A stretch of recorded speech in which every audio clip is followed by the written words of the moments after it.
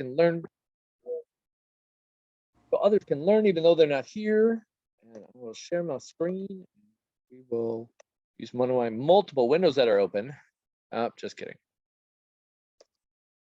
My wife loves all the multiple windows that I have open. It's great, great times. None of them are what I'm looking for. Hold please. There we go.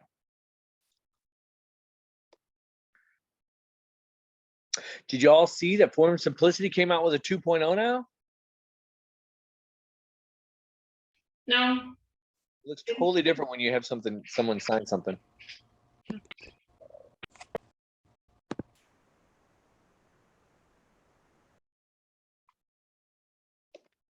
Close out some more of these bad boys here.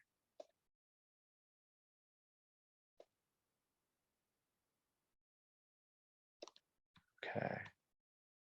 So Forum Simplicity, there we go. Just looks different when you sign. Nothing else looks different really. So let's go to blank forms.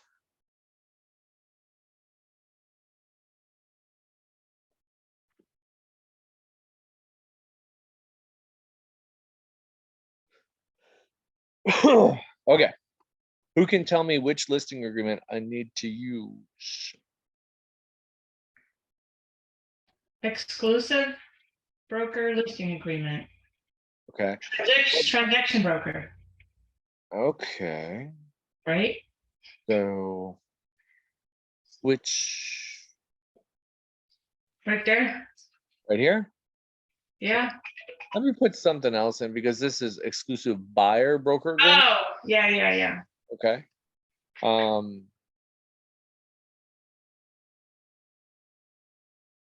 there it is. Okay. So ERS, right? So you can put in exclusive, you can put in listing, that probably would have pulled up better results, right? But you want the 18TB. TB, why not the ERS, exclusive right to sell, right? 18TN, why not that one? Because we're just going to automatically do transaction broker. Because that's Yeah. all Freddie wants us to do. Right. So as HomeSmart agents, we are only allowed to be transaction brokers. This is single agent transition with consent to transition to transaction broker, right? So if you use this one, you're going to have to redo it. This is the only one you want to use.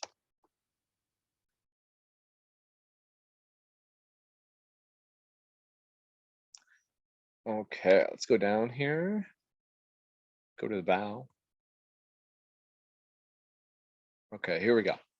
So virtual office website vow. Okay, some real estate broker offer real estate broker services online. These websites are referred to as virtual office websites, vows. An automated estimate of market value or reviews and comments about the property may be displayed in conjunction with the property on some vows. Anyone who registers on a vow may gain access to such automated valuations or comments and reviews about the property displayed on the vow, unless limited by a vow may display automated valuations or comments and reviews about the property. So seller does not authorize automated estimated values of the market value of the property. And then seller does not authorize third parties to write comments or reviews about the listing of the property, display a hyperlink of such, right? I just say no to both, right? So I have them click both, or I clicked both. You know, I check with them first, like, hey, automated estimated valuations of the property. Zillow ain't been in there. If it's been recently renovated and they think it's worth 420, the buyer's going to look it up, right? And they're going to say, well, how much is Zillow saying this property's worth? Oh, it's saying it's worth 440? Okay, let's offer 440. Wait, what? Right, but I didn't think Zillow was considered a vow. Well, I'm just using Zillow as an example. Okay, so what I'm just trying to figure out examples of vows and exactly how to explain a vow when I'm going through these listing agreements with somebody. Okay. So it says some real estate brokerage offer real estate brokerage services online. These websites are referred to as a virtual office website. So my interpretation of that is it's an IDX feed, right? If I go to, let's say, CaldwellBanker.com,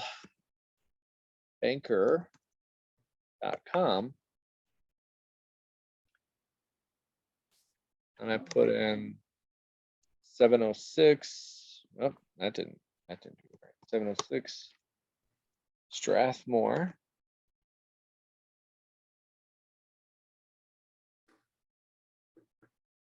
It's saying for sale, right? $500,000. They might have an automated valuation of that property, right? This would be considered a virtual office, right? Because we're not stepping foot into Coldwell Banker. I could be totally wrong. That's the way I view it. Well, I think what it Did I is, lose you, Jeremy? Wait, Rita, go ahead. basically what it is they're gathering information from public sites and projecting, tax records, county records, that sort of thing, and projecting a value based that way. It's the same as Realtor.com, Zillow.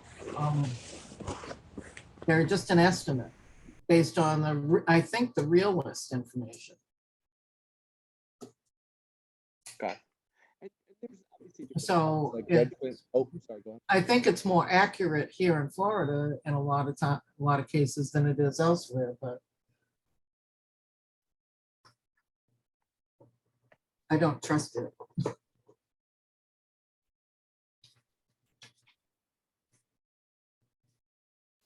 Where do we go? We'd all agree, like Zillow, Redfin is another site that typically Redfin, go ahead. Redfin is an example right there. It's listed for 500. Oh, well, that's buy it for 498. I don't know if that's their projected price or not, but look it up on Zillow and see what it comes up with. Redfin gives an automated estimated value, right? Right. Oh, excuse me, no, back up. Well, I mean, all of them do, right? Coldwell Banker, Redfin, that's what we're talking about. But any of my listings or Janice's listings, as they're all listed under her, right? Any of Janice's listings, we always say, nope, don't put up an automated valuation, don't allow comments, we check the. I always say no. Who needs that? Yeah, exactly, right? So, and obviously Libby's comments like, well, how do I explain it, right? So virtual, this is how I explain it. If somebody really questions me about it, is okay. This is a virtual office, right? We're on their website, right? This is through an IDX feed, And and there's no human intervention to apply strategy about market, neighborhood, that sort of thing. It's just an automated numbers game. That's it. yep, and they don't have eyeballs. They can't tell that it was Right. recently renovated. They're just going off of the algorithm of, hey, this square footage, this area, this whatever. So this shouldn't even be up here. This estimate says 499.7, right? We always remove. Zillow shouldn't be publishing what they think it's worth. I mean, it's so close, like, I don't really care that much. Well, how does that get regulated? Through the MLS when you post the listing? Yeah, when you post the listing here, let's.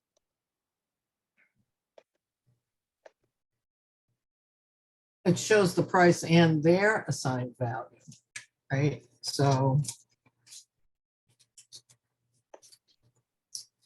it's like looking at assessed value versus market value. I mean, it's. Let's say somebody buys a home. Like this is where I could say Zillow, Redfin, all those automated estimated values, right? Valuations are accurate. Where if you buy a home and you pay, let's say 400,000 for it, and you literally do nothing to the home but maintain it, right? If it needs a new roof, you put it on a roof. It needs a new HVAC system, you put in a new HVAC system, water heater, that sort of thing, right? Just the components of the home. But it stays basically locked into that decade of whenever you bought it, right? So if you bought it in 2022 and it's now 20 years later, it's 2042, and the house still looks the same. You've kept it up, you've painted it, you haven't changed out the kitchen cabinets, you know, that sort of thing, right? We all know people who've done that, Right. right? So that would be a good like Zillow evaluation, right? If everybody in that neighborhood had done the exact same, they sold their homes, they didn't upgrade, they didn't update, they just maintained the home, which we all know that's not realistic, right? People customize the home, they add cabinets, they replace countertops, they add hardware, they add their little touches and tchotchkes and everything like that to make it their own home, right?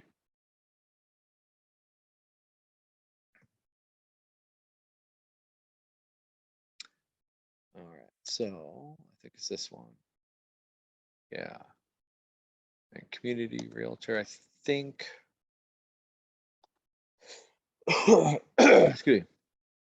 So the little boxes to check the little things are, yeah, here, vow.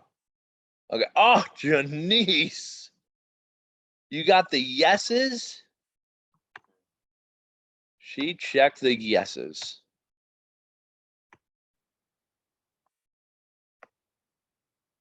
Show property address on the internet, yeah.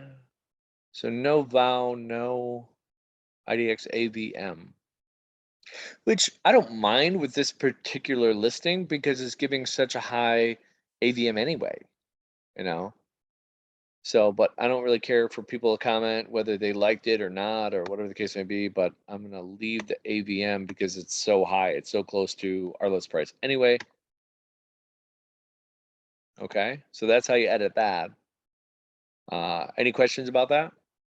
Oh, there's two things in the chat. I'm sorry. I'm not paying attention to the chat. Is it my connection? Can everyone else hear Jeremy here? Here. Can everyone else hear me? I can hear you. I can hear you. So Libby, go get a better connection.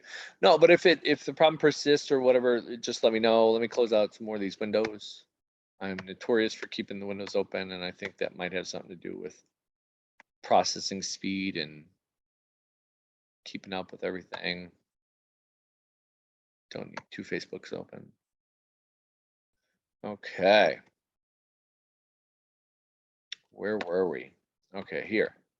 Let's go back to here. Okay, so Libby, does that answer your question?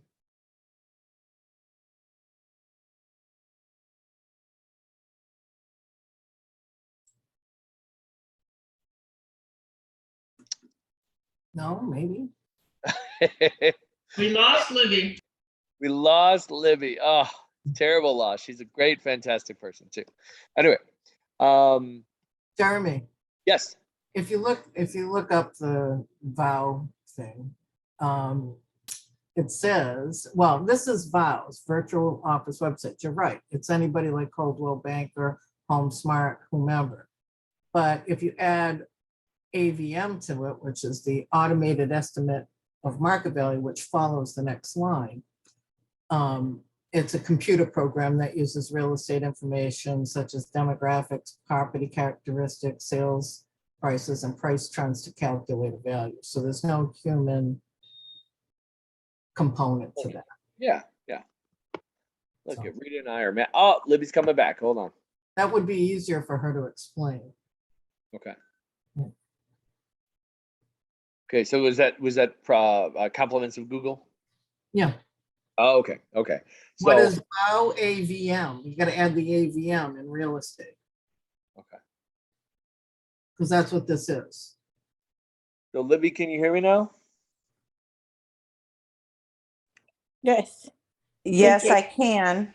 Rita just Googled what the virtual office website is, and basically like what I was explaining. It's the IDX feed from other companies' websites, right? So like Coldwell Banker, Redfin, Zillow, that sort of thing. Other brokerages, not that Zillow's a brokerage, but other brokerages and whatnot, what their automated value is, and then comments on their websites and everything like that. So what we typically do is say no. We check these two boxes, 80 and 82.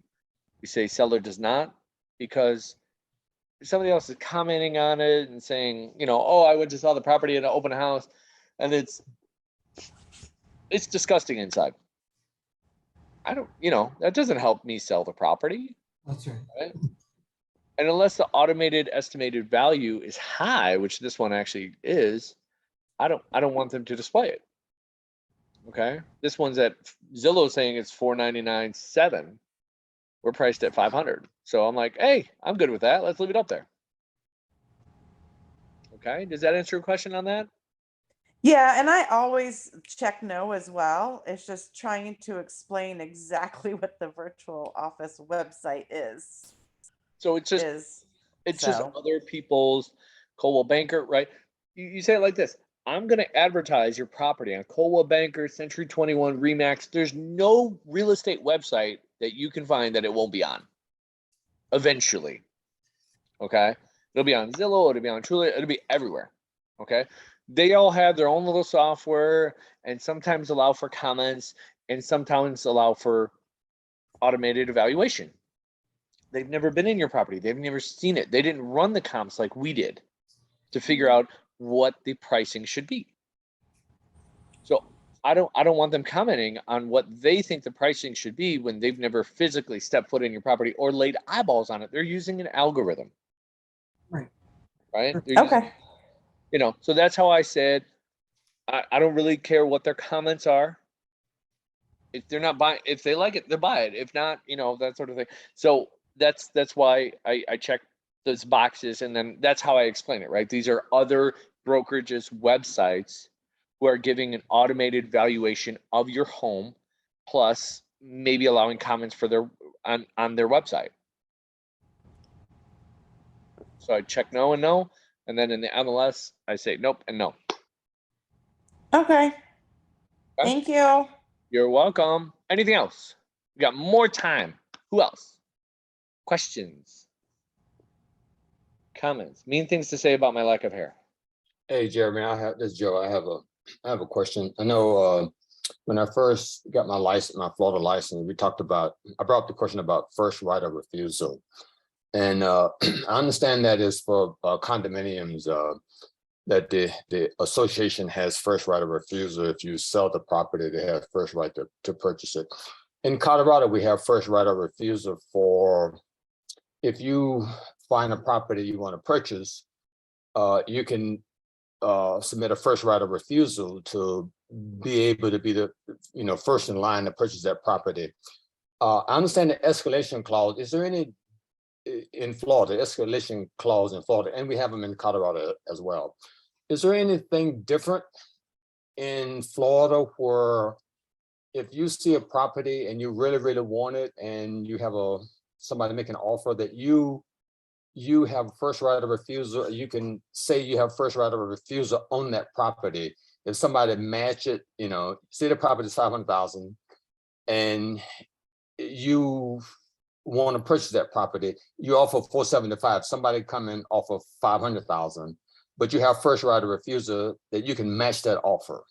I hope I explained that correctly. You did. Basically that's not a thing in Florida. Obviously I can't comment on the other states because that's Florida is what I know. Because the bottom line is, let's say I'm the listing agent, right? You're submitting an offer for $475,000 with the escalation clause all the way up to $575,000.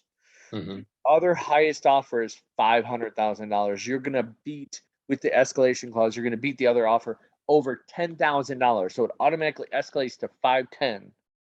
They could still choose the second best offer. Mm-hmm. Because they know the person, it's a former neighbor, they did a love letter and they like that person's story better. Now they could get themselves in trouble from accepting the love letter and saying, oh, well, they have a family, right? You can't discriminate on a familial status. Right? We did talk about love letters once upon a training. And Freddie's adamant about not using them. I'm adamant about not turning them over to the seller when you're representing the seller. But when you're working for the buyer, but again, we're transactional brokers, right? You're technically protecting the transaction, not the buyer or the seller. You know, so that's where I see like, oh, okay, I could see it from buyer standpoint on that, right? But I always recommend to my buyer, hey, you know, it might put you in a better position. We had a buyer that we were representing once upon a time, and there were 6 offers. It was before the market got super duper hot, right? There's 6 offers on a property in Winter Garden, and they said they got it because of the love letter. That's what pushed it over the top. It was only $5,000 over list is what we went, and that's what we got it for. And they said the love letter really pushed it over the top. They didn't specifically reference why, right? Like, you know, in the love letter, it said that he was from another country, moved here, pursuing the American dream, blah, blah, blah, blah, right? So are they not of national origin? And then they, you know, like, who knows? I don't know why specifically that they pushed that our letter went over the top, or they selected our offer over somebody else's because of a protected class. I don't know. They didn't say that. They just said the love letter really pushed over the top. But to answer your question, just offers in general, there's no right of first refusal. It's not like first in, first out, you know? So if somebody comes along and there's a multiple offer situation, they don't have to tell you. They don't even have to tell you it's a multiple offer situation, right? They could just come back and be like, oh, seller selected the other offer. Well, wait, why didn't you let us know it was a competitive offer situation? I don't have to tell you, right? I follow the seller's instructions. They didn't tell me to tell you that. Okay, does that answer your question, Joe? Yes, it does. So basically, you know, there is no such thing in Florida that will protect I use the word protect, but it's kind of loosely. There's nothing that will ensure a buyer will get a property if they have a first right of refusal in Florida. So that's what that's basically what it is, right? Well, there is no like first right of refusal. Right. There's no such thing, right, in Right. Florida. Right. Yeah, there could be, depending on the circumstance, like what you're talking about as far as the condo, right? The condo might have the first right of refusal to purchase the property over the buyer. Okay, then they have that possibility, and that, you know, it depends on what the decks and bylaws say, the CC&Rs, right? The covenants, restrictions, and something else. I think it's condo covenants and restrictions, CC&Rs. Right. Um, they're, you know, some of these rent with option to purchase, like I know Home Partners of America has a right of first refusal, so they do like a rent with option to purchase program. So they have a right of first refusal. So they have the first right to purchase the property at agreed upon price. Divvy, I think, has that. We did a training with Divvy yesterday. You know, so they get into lease to own option, and they have a right of first refusal with that, I believe. So they have the first right to purchase the property over anybody else.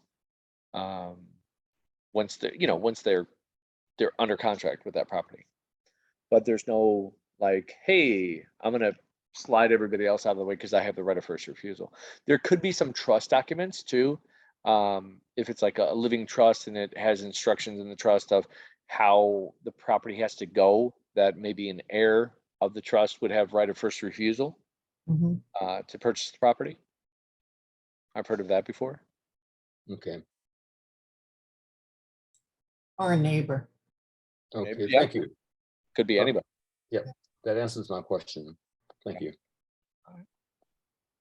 What else, you guys? What else? Ooh, I taught somebody the other day how to do a save search. Does everyone on this call know how to do a save search?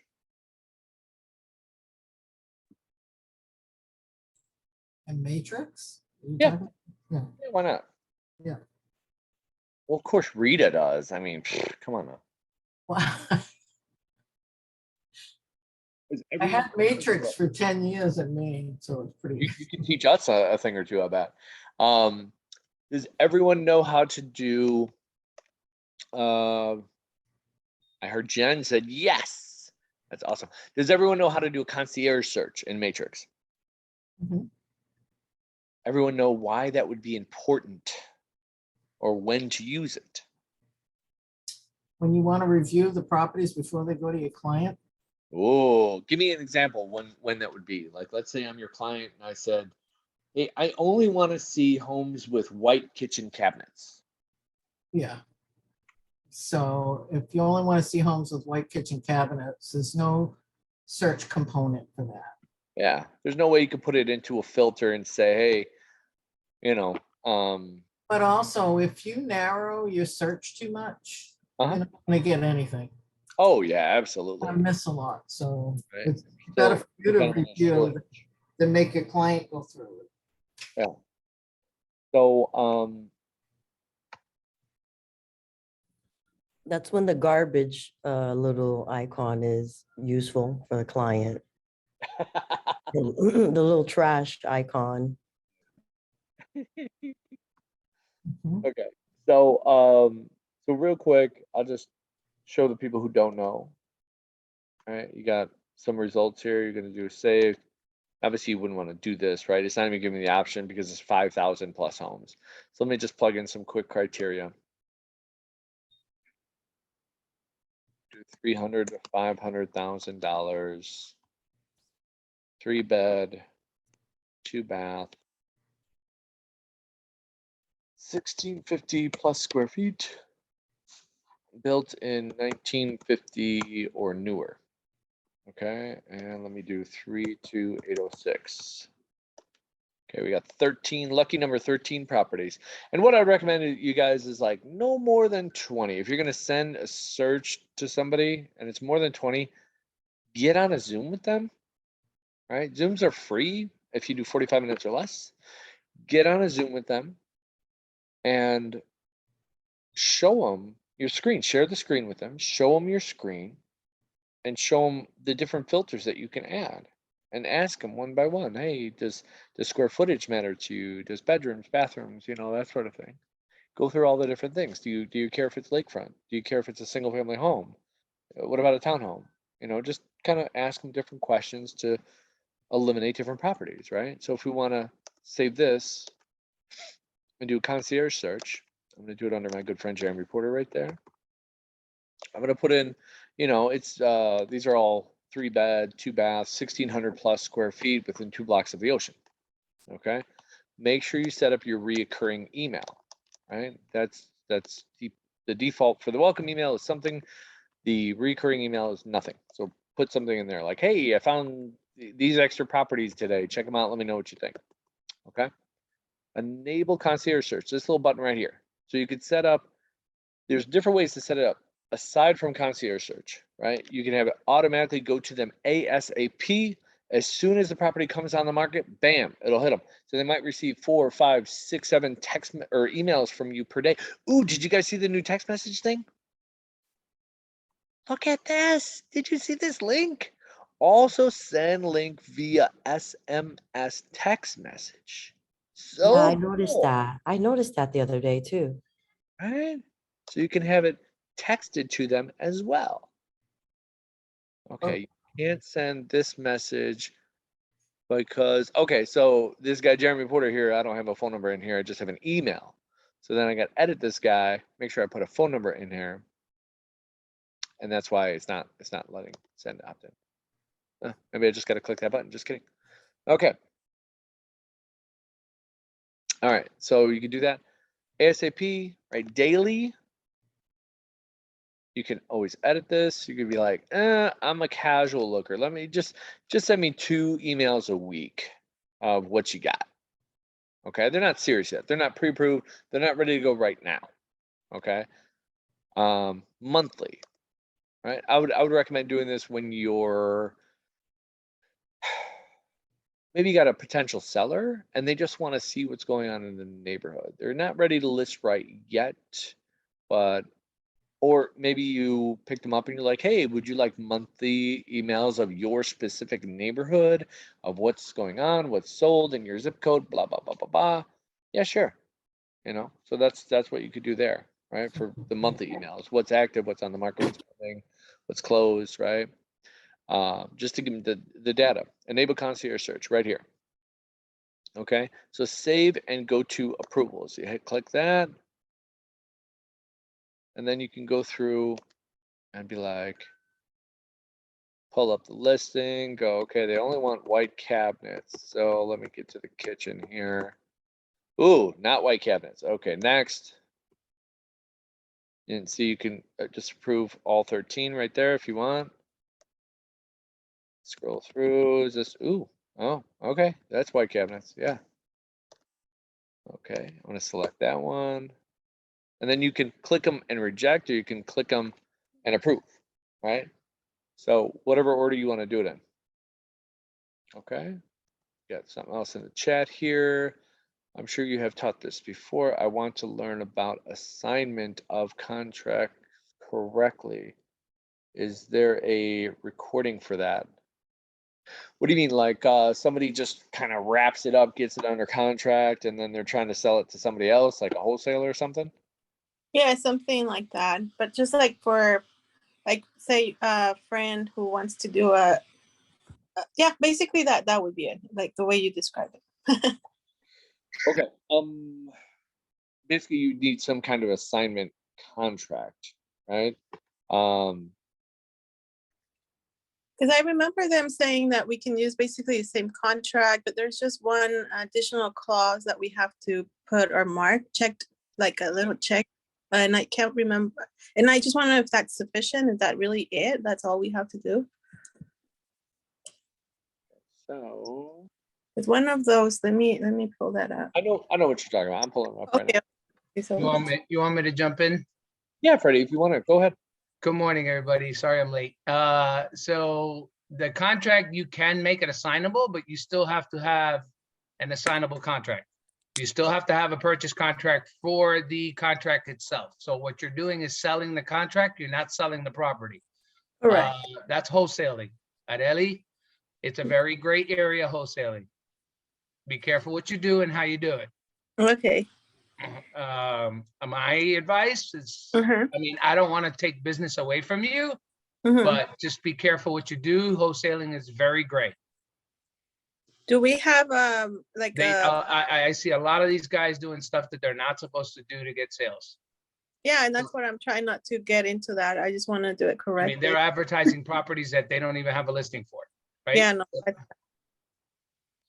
So, Arielle, to answer your question, paragraph number 7 is the Uh-huh. accountability, right? Yes. So most,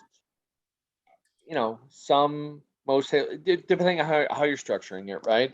You might want to check the first box there. Buyer may assign and therefore be released from any further obligation under this contract. Okay.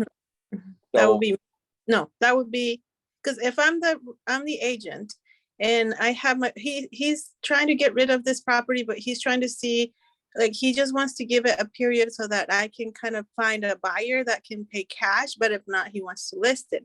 But then I said, okay, but how do I make it so I have the contract and nobody else comes in and sweeps it, takes it away, basically.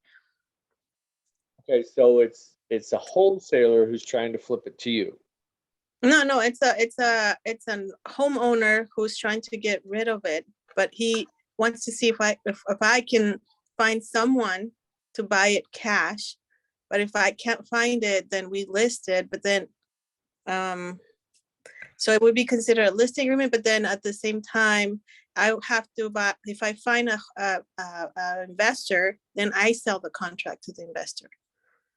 All right, this is where it comes gray, Aurelie. You can't have a listing agreement if he doesn't own the property. He doesn't own the property.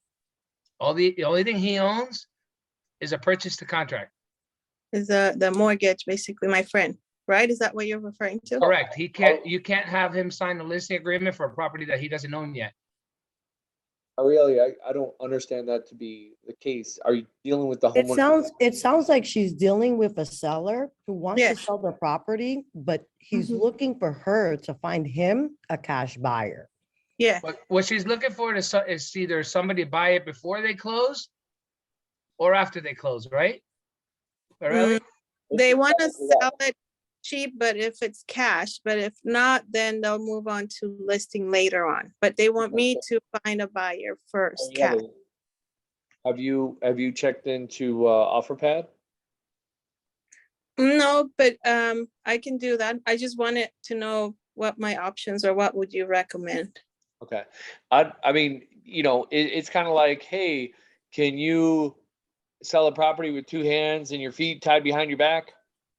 You probably can, but it would be harder, right? If you say, I would say to that person, if you list it with me, I can expose it to 200,000 agents in the Florida area, as well as all the other agents nationwide and all the other buyers. You're trying to make me do my job with my hands and my feet tied behind my back. Yeah, right? because he doesn't want to pay the buyer's commission fee. And obviously he doesn't want to go for that Yeah, he's 5%. doing a So for sale by owner. Exactly. He's like, I just want to know if someone wants to buy it cash and I could pay less for that sell. But then you're going to lose that money, right? For sale by owner on average, lose up to 15% doing it themselves than they would have gotten with a realtor. So it's like, No, do you want to pay me 6 and get top dollar, or do you want to lose 15%? because OfferPad is basically a wholesaler, right? Like they're buying they're getting the contract and doing it assignable, basically, right? No, go on offerpad.com. I'm going to give you some general instruction here, but they have a realtor part, right? If you do the little hamburger on the left, Okay. right, partners. Okay, I did a training on this a few weeks back, maybe a month ago or so, right? Look at earn an industry high of 3% referral fee. Okay. They're going to come in, they're going to buy the property all cash. Mm-hmm. Okay. They're going to pay you your 3% commission. Mm-hmm. They're going to give them an all cash offer. You just need some photos of the property to submit the property. If you walk through, like, take notes, like, okay, it's granite countertops, it's stainless steel appliances, take some pictures so you have that all in here. And then when you do this, right, it says how to do it and everything like that. It's very easy. It's very simple, right? They make it very simple for you. They pay you your commission. You don't have to get it from the for sale by owner. You could also negotiate, right? Use a regular commission agreement, get a 2%, 3% from that for sale by owner. Say, hey, I can bring you an all cash buyer, but it's going to cost you 2%. And what is that agreement? You said? Oh, thank you for asking. Okay, it's just a regular commission agreement on Form Simplicity. Commission agreement. Type in commission. Real quick. Okay, basically for a for sale by owner, right? Mm-hmm. I mean, you could use this if you're representing a buyer and they're buying for sale by owner. Right? Mm-hmm. You're like, hey, but then the seller's not willing to pay you, but the buyer is. You could use this for this, right? So seller, landlord, you could cross it out for buyer, right? Seller's contact information or seller, landlord. Like this is the typical, right? And then broker, obviously HomeSmart, right? For sale, put in the property address, prospect's name. So this is basically securing your commissions already. Yeah. Okay? Because if he's not going to do a listing agreement, then how are you going to get proof of payment? Like, how are you going to show that he's going to actually pay you? Yeah. So I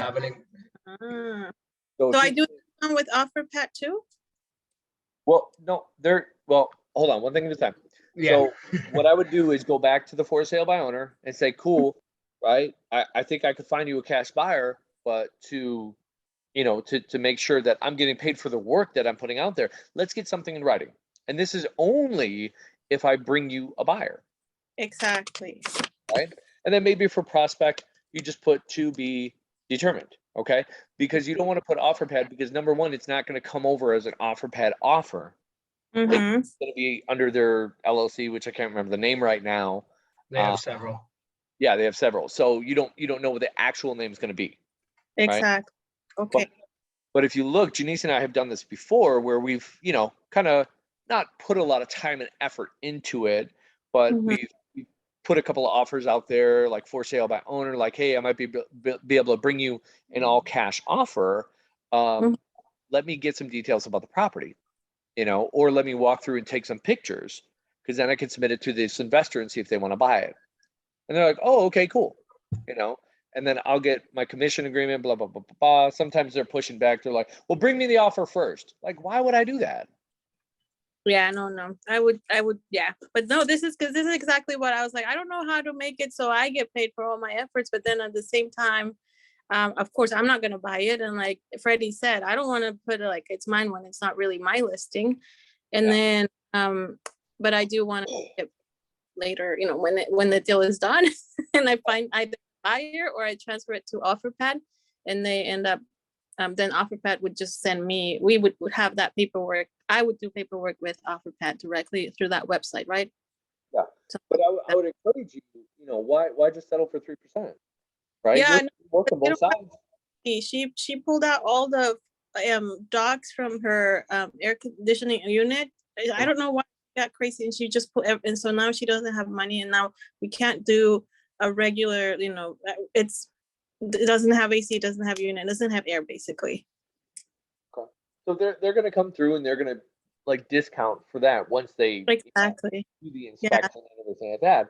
So but yeah, there's you know, And- this would be the way that I would do it, right? Okay. The commission agreement from the for sale by owner and say, look, you know, I'm sure you work very hard at your job and you expect to get paid at the end of the day. You don't just work, and then maybe you get paid every 2 weeks, and then it's like, man, I hope my boss pays me this week. I'm crossing my fingers, right?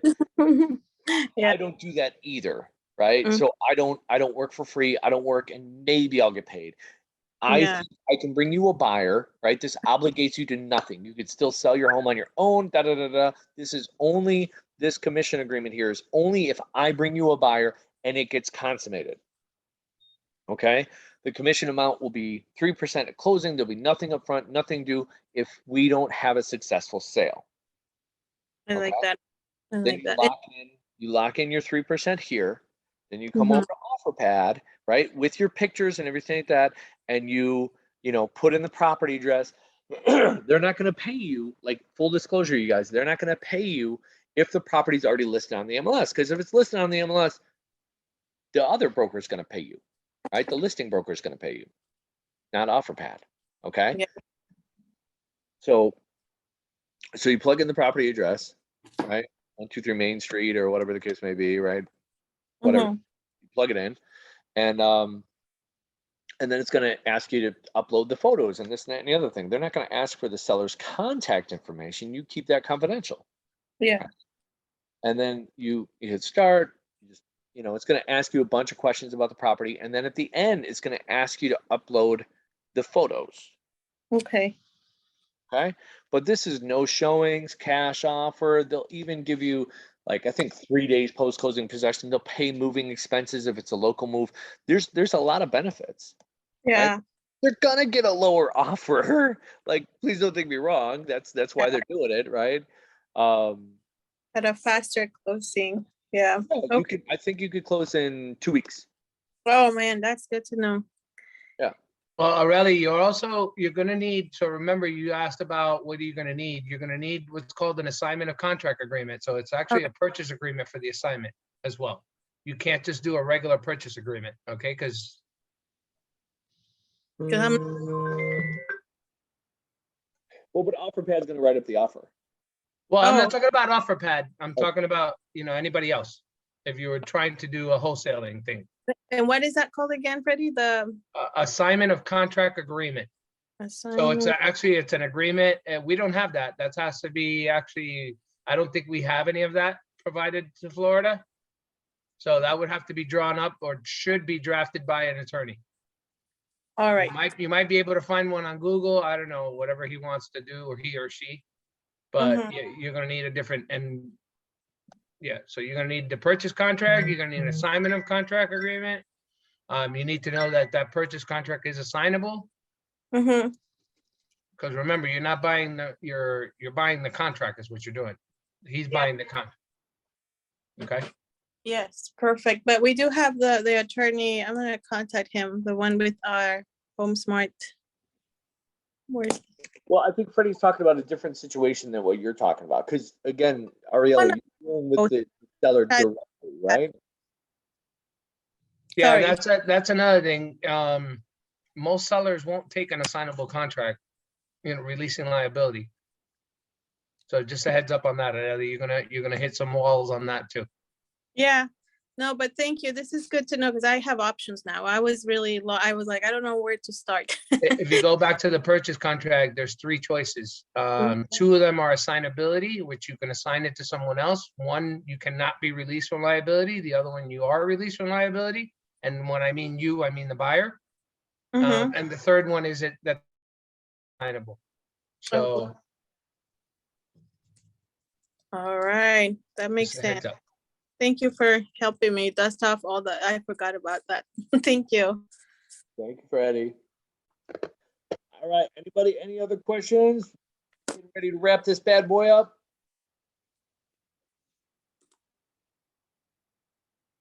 All right, I'm imagining everybody said no, and I know everything that I need to be successful and sell 1,000 homes today. Awesome, awesome, awesome. Freddie and I are gonna sit back and, oh, somebody said something. Yes. Hello? No? All right. Well, thank you everyone who attended this session of contract training. We appreciate you all being here. Please reach out to Freddie or myself if you do have any questions or anything that we can help you with. See everybody. All right, thanks. Aye. Bye, everyone.